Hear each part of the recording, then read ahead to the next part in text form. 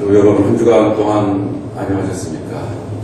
예, 보통 때는 의례적으로 드리는 인사인데 오늘은 특별히 이번 주 너무 날씨가 추워서 정말 모두들 다 안녕하신지 이렇게 염려가 되는 그런 시간입니다. 정말로 오래간만에 추위를 제대로 우리가 느끼면서 산 것 같습니다. 이성 목사님은 중국에서 오셨지만 중국은 지금 영하 50도까지 되는 지역도 있을 정도로 굉장히 춥고 또 베이징 지역도 굉장히 춥다고 합니다. 제 딸이 지금 워싱턴 DC 근처에 있는데 눈이 엄청 와서 워싱턴 DC 전체가 지금 차들이 움직일 수 없어서 그 캐피털 길도 이렇게 폐쇄가 되고 정말 급한 이외에는 전선적인 업무가 진행되지 않고 있다고 합니다. 우리 딸애는 그때 신나갖고 보통 눈이 오지 않는 동네인데도 눈이 쌓였으니까 눈싸움도 하고 미끄럼도 타고 그러는 것 같아요. 오늘 기도에서도 잠깐 언급을 하셨지만 이게 자연스러운 현상인지 아니면 지구온난화의 현상인지 여러 면에서 이렇게 우리 인간의 책임도 있지 않나 그런 생각을 해보게 됩니다. 자연의 그 기후 변화를 보면서 자연의 온도가 1도만 올라가거나 내려가고 이 세상의 환경이 많이 변하는데 그런 큰 틀에서 볼 때 우리 개인 한 사람 한 사람의 삶의 고민들이 정말 심각한 것인지 아니면 너무나도 우리가 작은 것에 큰 고민을 하는 것인지 그런 생각도 해보게 됩니다. 하나님께서 이 세상을 운영하는 방식을 우리가 잘 이해한다면은 아마 많은 고민들 또 많은 어려움들이 순식간에 해결될 수 있다는 생각을 해보게 됩니다. 교회 좀 다녀보신 분들은 한 번쯤 들어봤을 만한 이야기가 있습니다. 어떤 노인이 길을 가고 있었는데 누군가가 뛰어가면서 빨리 피하십시오. 빨리 높은 곳으로 피하십시오. 이 지역에 홍수가 난다고 합니다. 라고 외치는 것이었습니다.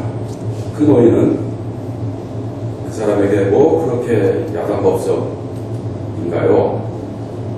걱정하지 맙시다. 하나님이 나를 도와주실 것이에요. 라고 얘기하면서 천천히 걸어갔다고 합니다. 그런데 정말 조금 있다가 비가 많이 와서 물이 불어나기 시작했습니다. 그래서 이 노인은 뛰어서 가까이 있는 언덕으로 올라갔습니다.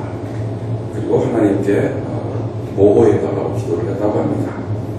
그런데 계속 비가 와서 이제 온 주위가 물에 다 잠기고 무릎까지 이제 물이 차기 시작했습니다. 그런데 마침 옆에 조그만 그 보트가 와서 거기 있지 말고 빨리 이 배에 오르라고 이렇게 얘기를 했습니다. 그러나 이 노인은 걱정하지 마세요. 하나님이 나를 지켜주실 것입니다. 라고 이야기를 했다고 합니다. 점점 물이 불어나서 이제 가슴까지 물이 왔습니다. 두 번째 배가 왔습니다. 그 배에 탄 사람도 배가 꽉 찼지만 그래도 한 사람 정도는 태울 수 있을 것 같아서 빨리 배에 타라고 했더니 그 사람이 여전히 하나님이 나를 지켜주실 것입니다. 라고 이야기를 하고 배를 안 탔다고 합니다. 세 번째로 보트가 왔는데도 역시 같은 식으로 돌려보냈습니다.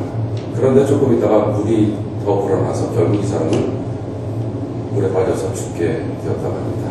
하늘나라로 갔습니다. 하늘나라에 가서 베드로를 만났습니다. 베드로에게 따졌습니다.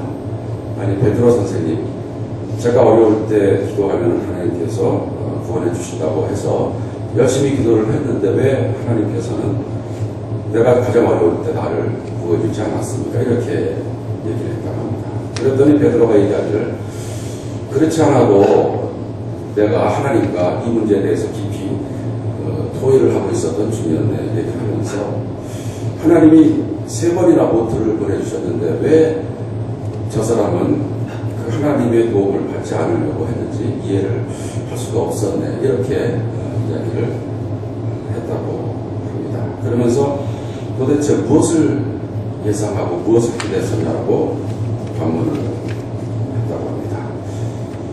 실화는 아니지만은 우리가 삶을 살아가면서 하나님께서 일하는 방식과 또 우리가 기대하는 방식이 다르기 때문에 많은 오해를 하면서 삶을 살아갑니다. 우리는 평범하고 일상적인 방식보다는 좀 기적적이고 근사한 방식으로 하나님께서 일하시기를, 하나님께서 우리의 삶에 개입하시기를 원하는 것 같습니다. 우리가 몸이 아프면은 병원에 가서 진찰받고 약을 먹고 주사받고 좀 쉬면은 낫게 되는데, 그것은 너무 시시한 것 같아서 이것을 그냥 혼자서 기도로서 이겨내려고 하는 그런 생각도 있는 것 같습니다. 하나님은 과연 어떤 방식으로 이 세상에서 일을 하실까요? 우리들은 하나님이 어떻게 이 세상을 운영한다라는 생각을 갖고 하루하루를 살아야 할까요? 오늘 요한복음에서 읽은 말씀은 하나님께서 일하시는 방식에 대해서 우리가 여러 가지 생각을 하게 합니다. 갈릴리 가나에서 혼인잔치가 있었는데 아마 예수의 어머니는 미리 가서 계신 것 같고 예수와 제자들이 초청이 되어서 잔치에 참여했습니다. 예수의 어머니는 그 집 주인과 아마 가까운 사이였던 것 같아요. 그래서 잔치를 여러 가지로 돕기 위해서 그곳에 가 있었습니다. 그런데 당황스러운 일이 생겼습니다. 충분히 준비해 두었다고 생각했던 포도주가 다 떨어진 것이었습니다. 잔치를 베푸는 주인의 입장에서는 굉장히 난감한 상황이었습니다. 새로운 인생을 출발하는 신랑 신부에게도 결코 기분 좋은 일은 아니었죠. 자칫 잘못하면 잔치집 분위기가 망칠 수도 있는 그런 상황이었습니다. 아마 요즘에 결혼식에 다녀오시는 분들은 이게 뭐 그렇게 큰일이야, 포도주가 없으면은 뭐 다른 음료수를 마시지, 음식도 많을 텐데 뭐 이렇게 생각할 수 있겠지만은 당시에는 요즘처럼 뭐 먹을 게 많이 있는 것도 아니고 먹을 수 있는 기회가 많은 것도 아니고 또 뭐 여가를 즐길 수 있는 일이 많지 않았기 때문에 동네에서 잔치가 한번 있으면은 그 잔치를 손꼽아서 기다리고 있었던 그런 상황이었습니다. 그래서 포도주가 떨어졌다는 것은 정말로 참 어려운 상황이었습니다. 풍성함이 가득하고 기쁨이 가득 차야 할 상황에서 갑자기 포도주가 바닥에 나서 결핍을 경험하게 되는 그런 어려운 상황이었습니다. 이런 상황에서 예수의 어머니는 예수에게 툭 한마디를 던집니다. 포도주가 떨어졌다. 참 간단한 말이죠. 그런데 더 이해가 되지 않는 것은 예수의 대답입니다. 여자여, 그것이 나와 당신에게 무슨 상관이 있습니까? 일단 여자여라는 표현에 대해서 우리가 이제 조금 오해를 하는데요. 너무 버릇없이 어머니한테 여자여라니. 그러나 당시의 그 언어를 보면은 어머니에게도 조금 존칭하면서, 그리고 이제 친근한 어머니 사이가 아니고 좀 이렇게 객관적인 관계로 볼 때는 여자여라는 표현을 했다고 합니다. 그래서 그거는 이제 문제가 될 것은 아니고요. 그러나 나와 당신에게 무슨 상관이 있습니까? 라는 말은 좀 너무 무책임해 보입니다. 예수님의 성포놀이가 생각될 때 그렇죠. 우리가 잔치집 주인도 아닌데 포도주가 떨어졌으면 떨어졌지, 뭐 그것에 대해서 우리가 상관할 게 무엇입니까? 이런 뜻이 되겠습니다. 마리아는 왜 예수님께 포도주가 떨어졌다라는 말을 하였을까요? 그리고 또 어떤 구체적인 요청도 하지 않고 예수님께서 무엇을 해주시기를 기다리고 있었을까요? 아마 예수님께서는 그것에 대해서 이렇게 생각을 해보신 것 같아요. 조금 생각을 해보니까 어머니가 무슨 기적을 통해서라도 내가 이 어려운 상황을 해결해 주기를 원하는 것 같다라고 생각을 하시게 된 것 같습니다. 참고로 요한복음에 의하면 예수님께서는 이때까지 어떤 기적도 행하지 않으셨어요. 가나 혼인잔치 기적은 예수님께서 공식적으로 행한 첫 번째 기적이라고 볼 수 있습니다.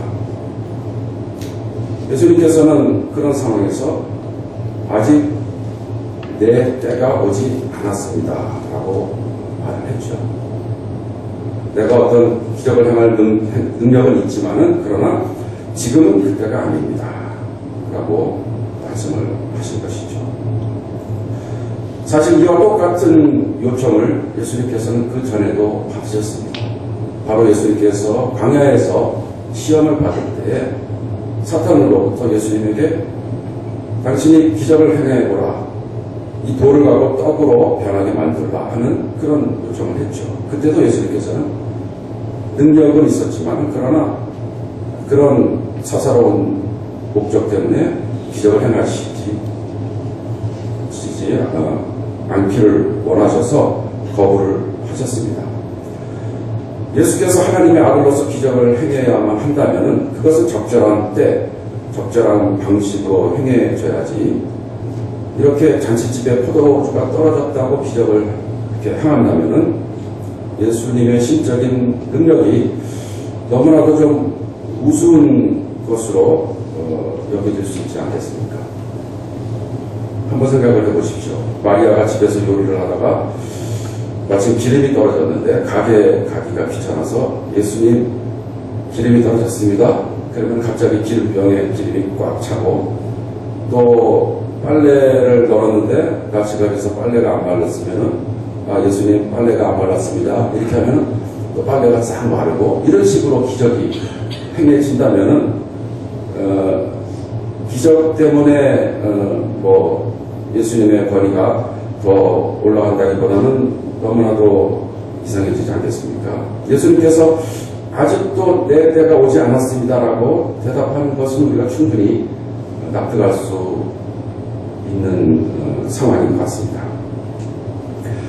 그런데 또 이해할 수 없는 것은 마리아는 그런 예수님의 말씀을 듣고 그것을 수긍한 것이 아니고 일꾼에게 이르기를 무엇이든지 그가 시키는 대로 하세요라고 당부를 했습니다.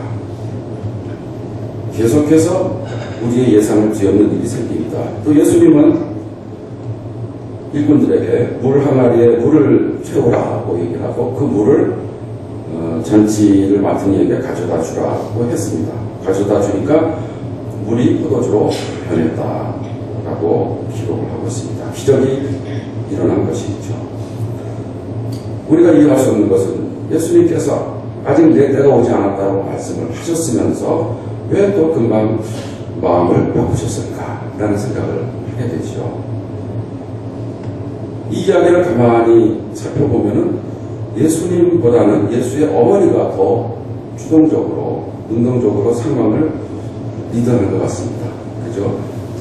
먼저 마리아가 포도주가 떨어졌다라고 얘기를 하니까 예수님은 피동적으로, 수동적으로 그게 나와 무슨 상관입니까? 라고 말을 했고, 마리아가 일꾼들에게 그가 말하는 대로 해라 하니까 마치 그 말을 따른다는 듯이 예수님께서는 항아리를 포도주로 채우라고 말씀드렸습니다. 마치 예수가 마리아의 손바닥 안에 있는 것처럼 예수님은 결국 마리아의 의대대로 행동하는 것처럼 그렇게 보여집니다. 예수님께서 공생애를 시작하면서 나름대로 이제 공적인 데뷔를 하는 장면이 되겠는데, 우리가 생각할 때 하나님의 아들로서 그 권위를 갖고 능력을 갖고 기적을 행한다면 정말 멋있게 모든 사람들이 보고 감탄할 정도로, 기가 죽을 정도로, 영광을 돌릴 정도로 그런 식으로 계획에 따라서 기적을 행하는 게 더 멋있을 것 같은데, 예수님께서는 계속해서 마지못해서 마리아가 요구하는 대로 끌려가다가 결국은 기적을 행하는 그런 모습을 보게 됩니다. 마리아의 고집 때문에, 마리아의 떼쓴 것 때문에 예수님께서는 결국 당신의 뜻을 바꿔서 기적을 행해 주신 것일까요? 과연 우리들은 이 이야기를 통하여서 어떤 교훈을 얻을 수 있을까요?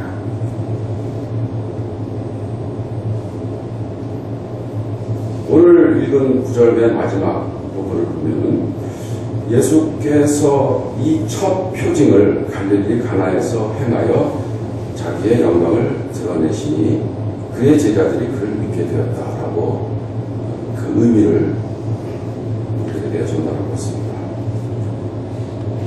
예수님께서 주동이 되어서 원래 계획한 대로 기적을 행한 것은 아니지만, 그러나 이 일을 통하여서 제자들은 예수님께 영광을 돌리게 되었다.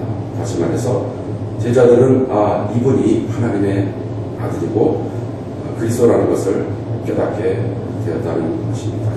그러면서 이 사건을 가리키는 단어로 기적이라고 하지 않고 표징이라는 단어를 쓰고 있습니다. 성경에서는 이런 초자연적인 사건들을 기적이라고 하지 않고 표징이라고 얘기를 하는데, 표징은 영어로는 사인이라고 번역이 되는데요. 어떤 것을 가르치는 표라는 뜻이 되겠습니다. 그래서 기적이라는 것은 성경에서는 그 기적 자체가 주제가 아니고, 그 기적 자체가 목적이 아니고, 그 기적은 무엇인가를 가르치기 위한 하나의 수단이라는 것입니다. 그러나 대부분의 사람들은 기적 자체가 너무나도 신기하고 멋있기 때문에 기적에 주목을 하는 것 같습니다. 그러나 더 중요한 것은 기적이 가르치는 그 진리라는 것이죠. 중국의 어떤 그 고사에 보면은 원숭이에게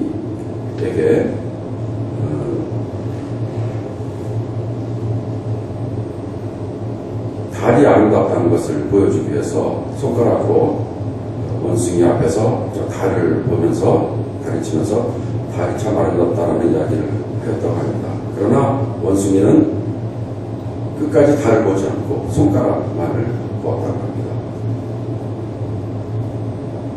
기적이 표징이라는 뜻은 무슨 뜻인가 하면은, 이 기적을 통하여서 이 기적은 무엇인가를 가리키고 있는데 그 가리키는 것이 더 중요하지 기적 자체가 중요하지 않다는 것이죠.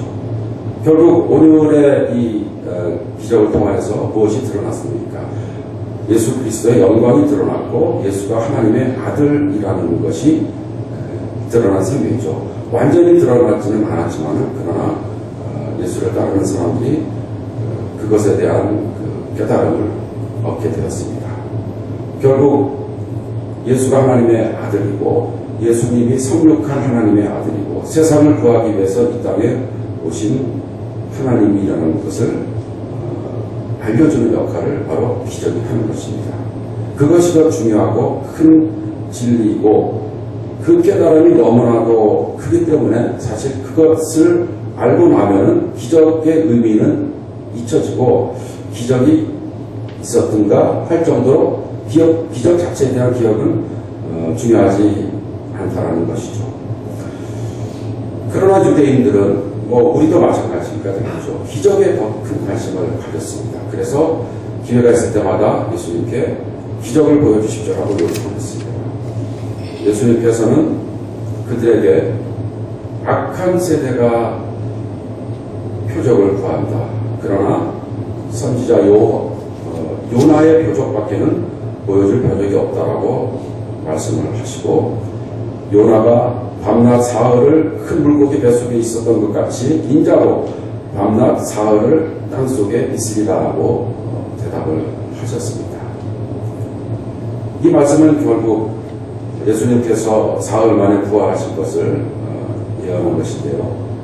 요약하자면은 세상 사람들이 많은 표적을, 많은 기적을 보고 싶어 하나, 그러나 정말로 가장 중요한 기적은 한 가지인데 그것은 바로 부활의 기적이다라는 것이겠죠. 예수님께서, 하나님이신 예수님이 이 땅에 오셔서 인간의 죄의 문제를, 인간의 죽음의 문제를 해결하기 위해서 십자가에 돌아가시고, 그리고 죽음의 세력을 이기시고 새로운 생명으로 부활하신다는 그것이 이 세상 사람들이 목도할 수 있는 가장 큰 기적이라는 것을 우리들에게 말씀해 주시는 것입니다. 바로 이 가장 큰 기적 그것 자체가 우리 믿음의 내용이고 믿음의 진리라고 볼 수가 있겠죠. 다른 기적들은 사실은 그 큰 기적을 가리키는 사소한 기적이라고 볼 수 있을 것 같아요.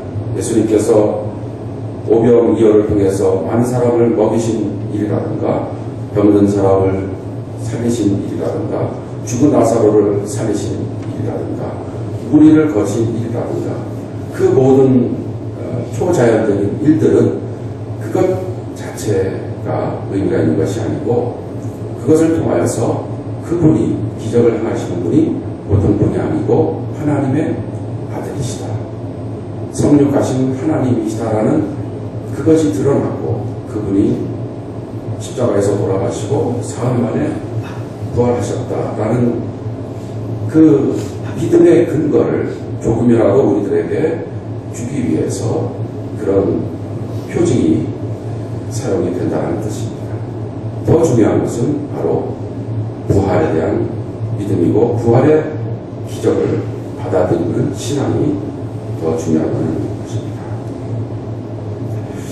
모든 기적의 그 목표가 바로 부활이요 생명이라는 것을 생각할 때 예수님께서 왜 오늘 본문에서 그렇게 이상하게 기동적으로 임하셨는지를 이해할 수 있습니다. 예수님께서는 그리고 하나님께서는 일을 하실 때 근본적인 원칙이 있다면 결국은 생명을 살리는 일입니다. 성경에 나오는 예수님의 거의 모든 기적들도 예수님의 그냥 권위를 내세우기 위해서 예수님의 권능을 내세우기 위해서 이루어진 기적이 아니고 생명을 살리기 위해서 불쌍히 여기는 동기에 의해서 생긴 그런 기적들이 대부분입니다. 오늘의 상황을 볼 때 마리아의 안타까운 그 심정을 예수님께서는 충분히 이해를 하시고 비록 예수님께서는 다른 방식으로 첫 번째 기적을 조금 더 공식적으로 행하실 계획이 있었을지 모르겠지만 그러나 마리아의 요청을 받아들여서 그 어려운 상황을 돕기 위해서 난감해하는 많은 사람들에게 도움을 주기 위해서 그리고 잔치에 참여 모든 사람들이 더 큰 기쁨을 누리게 하기 위해서 기꺼이 원래의 계획을 돌이키시고 마리아의 요청을 받아들여서 기적을 행해졌던 것으로 우리가 충분히 해석을 할 수 있습니다. 하나님은 어떤 분인가요? 하나님의 뜻은 절대로 변하지 않고 하나님은 영원하신 분이시고 하나님은 전지전능하신 분이기 때문에 그 갖고 계신 계획을 그대로 예외 없이 변화 없이 실행하시는 그런 분이실까요? 아니면은 하나님도 우리 인간처럼 후회도 하시고 마음도 바꾸시고 또 그때그때 상황에 대해서 따라서 조금 원래 계획을 변경하여서 일을 하시는 그런 분이실까요? 우리가 철학적으로 생각하면 하나님은 결코 변할 수가 없고 원칙대로만 모든 일을 하셔야 합니다. 어떤 의미에서 보면은 하나님은 자유롭지 않고 법칙의 지배를 받는 그런 존재가 되어버리죠. 그러나 우리가 성경에서 만나는 하나님은 그런 분이 아닙니다. 성경 여러 구절에서 보면은 하나님께서 뜻을 돌이키셨다라는 그런 표현이 많이 나옵니다. 아마 하나님이 뜻을 돌이키시는 분이시기 때문에 우리가 지금까지 살아있는 것이고요. 또 뜻을 돌이키시는 분이기 때문에 우리가 하나님과 인격적인 관계를 맺을 수 있는 것 같습니다. 하나님이 한번 정한 뜻을 끝까지 돌이키지 않고 원칙대로만 지키신다면은 아마 하나님을 우리는 하나의 법칙으로 하나님을 하나의 어떤 그 추상적인 초월적인 원리로만 이해할 수 있을 것입니다. 그러나 하나님은 인간과 관계를 맺으실 때 하나님은 일을 하실 때 그런 방식으로 일을 하시는 것이 아니고 인간의 차원으로 내려오셔서 우리 인간이 이해하고 관계를 맺을 수 있는 인격적인 모습으로 오셔서 우리가 볼 때는 하나님이 마음도 바꾸시고 또 그때그때 우리의 뜻을 들어주시는 것처럼 행하시는 것을 우리가 알 수 있습니다. 그 대표적인 예가 창세기 18장에 나오는 그 하나님께서 소돔과 고모라를 심판할 때 아브라함과 나누는 그 대화입니다. 아브라함에게 내가 이제 가서 소돔과 고모라를 심판하려고 한다는 이야기를 했을 때 아브라함이 그 성에 만약에 50명의 의인이 있다면은 그들도 같이 멸하시겠습니까? 라고 하나님께 이렇게 부탁을 하죠. 그랬더니 하나님께서는 천사가 50명의 의인만 있다고 하더라도 내가 소돔과 고모라를 멸망하지 않겠다. 아브라함은 가만히 생각해 보니까 그 성에 50명의 의인은 없을 것 같아서 그러면 만약에 45명이 있으면 어떡하겠습니까? 이렇게 거래를 하다가 결국은 10명까지 내려옵니다. 그래서 천사가 그 성에 10명의 의인만 있더라도 내가 원래 그 성을 멸망시키려고 했지만은 그 뜻을 돌이켜서 그 성을 멸망시키지 않겠다라고 이야기를 하였죠. 하나님이 왜 아브라함에게 그 이야기를 애당초 하였을까요? 아마 하나님께서 뜻을 변경할 마음이 없었더라면 얘기를 꺼낼 필요도 없었겠죠. 그러나 하나님께서는 아브라함에게 기회를 주시는 것 같아요. 그래서 적어도 10명의 의인이 있다면 그 성은 멸망을 당하지 않을 수 있는 그런 기회가 있었습니다. 불행하게도 10명의 의인도 없었기 때문에 그 성은 멸망을 당했다라고 그렇게 말을 하고 있습니다. 마리아라든가 혹은 아브라함이라든가 어떻게 보면 하나님의 절대적인 그 계획에 대해서 나름대로 의의를 제기하고 때를 쓰는 그런 모습을 보입니다. 우리가 생각할 때 어떻게 감히 인간이 하나님께 때를 쓰느냐라고 생각할 수 있지만 그러나 성경의 많은 부분을 보면은 하나님께서는 인간이 때를 쓸 때 그것을 경청하시고 들어주시는 것을 보게 됩니다. 혹시 여러분도 그런 경험이 있으시죠? 하나님께 때를 쓰고 제발 좀 해주십시오. 어떤 경우는 하나님께서 여러분의 그 때를 들어주시는 것을 알 수 있습니다. 그러나 중요한 것은 우리가 무조건 하나님께 때를 쓴다고 하나님께서 그걸 다 들어주시느냐, 또 우리가 무조건 하나님께 때를 쓰면 그게 신앙이 좋은 것이냐, 그렇지는 않다는 것이죠. 오늘 본문과 또 다른 성경 전체를 가만히 볼 때 우리가 하나님께 때를 쓸 때 하나님께서 우리의 의견을 들어주시는 그런 원칙이 있는데 그것은 무엇인가 하면 그것이 나의 이기적인 욕심을 채우기 위한 요청이라면 하나님께서는 들어주시지 않습니다. 그러나 그게 정말로 나를 위한 것이 아니고 남을 위한, 다른 사람을 돕기 위한, 다른 사람의 생명을 살리기 위한 일이라면 우리가 정말 하나님께 매달리고 하나님의 바짓가랑이를 잡고 하나님께 결사적으로 기도하면서 요청을 할 수 있다는 것입니다.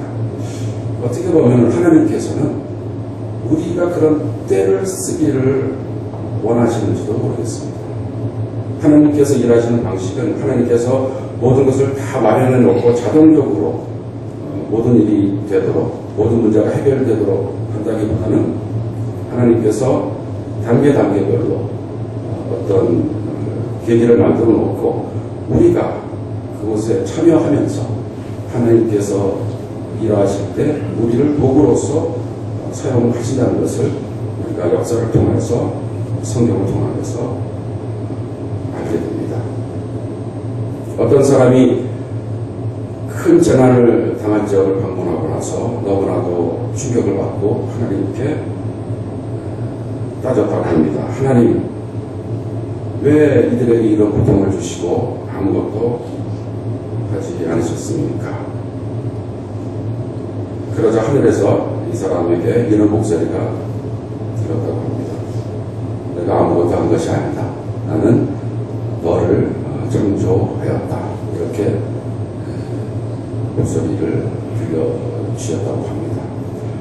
오늘 가나의 혼인잔치 이야기를 통해서 하나님은 우리를 무시하고 하나님의 계획대로 일을 하실 수도 있지만, 그러나 우리가 사랑의 동기로, 연민의 동기로 다른 사람을 돕기 위한 마음을 갖고 하나님께 간구하며 하나님의 도움을 요청할 때 하나님은 바로 우리들을 통하여서 그 일을 하신다는 것을 깨달을 수 있습니다.